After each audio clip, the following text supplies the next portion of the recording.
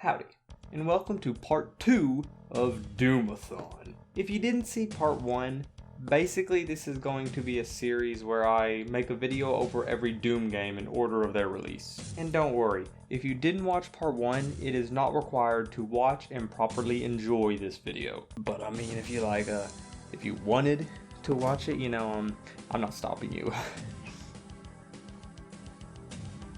As it will come to no surprise at all, this video will be going over, a Doom 2, baby. The unsurprising sequel to Doom 1993, made only 1 year later. I had never played this game at all before Doom-Athon, so I was super excited to finally get around to seeing what people say is actually better than the original Doom, which if you watch that video, I really loved. And after fully playing through Doom 2, I can rightfully say that trust was not wrongfully placed. This game is dope. See, what you do is you take this here and you just add this onto it, and bada bing bada boom, you have a masterpiece. Okay, so to start it off, I freaking love the fact that this game assumes you've played the first Doom, because the first level is an intro, so you can get your footing again after not playing it for a year, or the first Doom.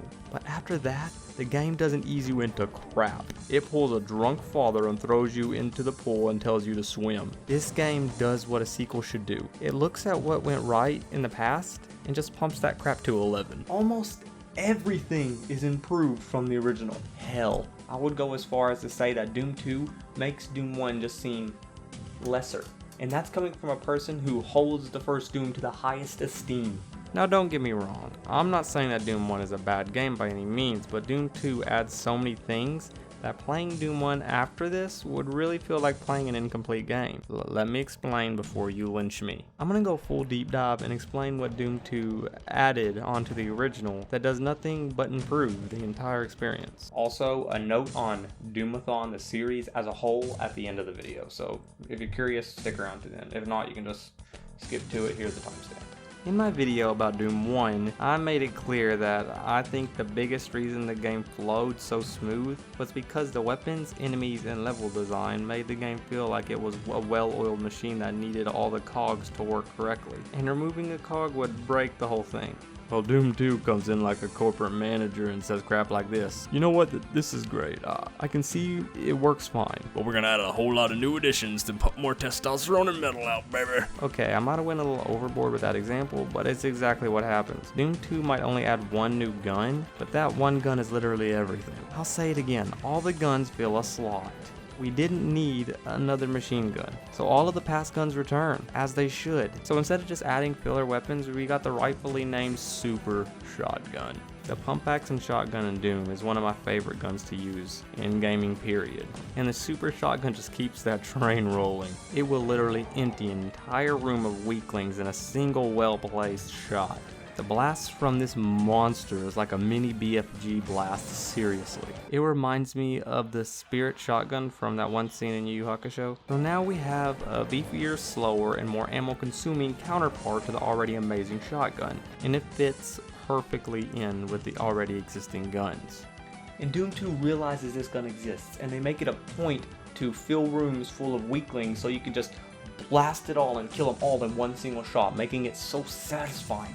It makes you want to run away and bang your head in excitement all at once because of how many enemies there are. And that brings you to the point of how Doom 2 handles levels and enemies compared to how Doom 1 handled them. And they are different, trust me. And I noticed this almost immediately. See, Doom typically went for the design where you need keys to get other keys to continue. And Doom does the exact same thing, but also does it differently. That was a terrible way of explaining it. Okay, what I'm trying to say is that Doom 2 has a lot more level and enemy variety, which is welcomed with open arms. Doom 2 does way more with what it can. You can actually explore city ruins, or what the game tries to call city ruins. These look like mega block towers. But regardless, the city levels are super unique for Doom. These are basically small sandbox levels that have 10 times more open areas than the standard levels you will find in a normal Doom. I did get really frustrated whenever I was running around the city and I was missing one tiny button in one of the 15 buildings, and I spent 30 minutes running everywhere looking for it. But that's only in like 2 or 3 levels, so it's not that big of a deal.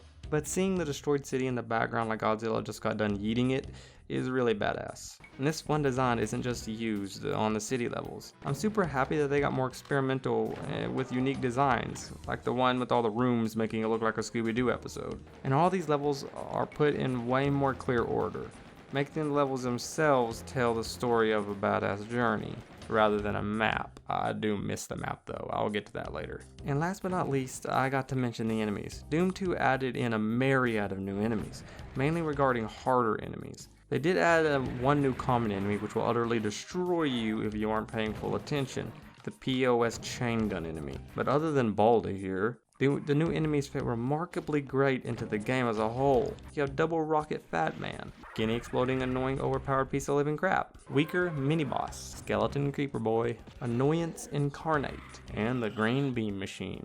And all of these characters were added in to every other Doom game after this one, showing how much, they just fit. They just work. Doom 2 added these, and this is one of the main reasons Doom 1 just feels lesser. It feels like it's missing a lot of challenge because of these enemies not being present. And the super shotgun of course is missing, and that just I'll miss it so much when I go back to that one eventually. And all of these enemies are in every level basically, making it a mystery when you turn a corner to see what you're gonna find there. It also scares the living crap out of me, and I haven't even gotten to Doom 3 yet. However, I love the new variety.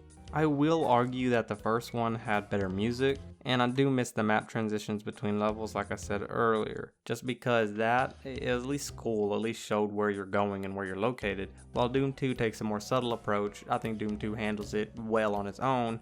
Doom 1 had the map, which is iconic for the series. Just seeing the map, you instantly recognize what game it is. That's how famous this little screenshot here is. But Doom 2, I still think gets away with what it does. And I miss bosses, man. Doom 2 only has one unique boss, and it sucks. This boss is literally horrible. This boss is annoying.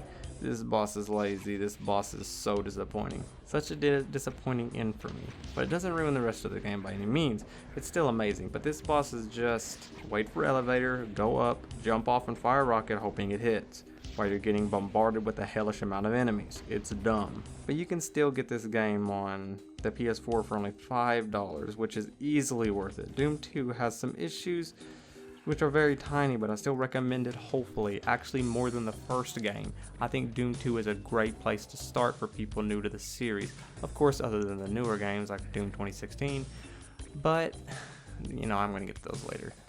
I still think, even if you just played the newer Dooms like Doom 2016 or Doom Eternal, I still highly recommend you play these games.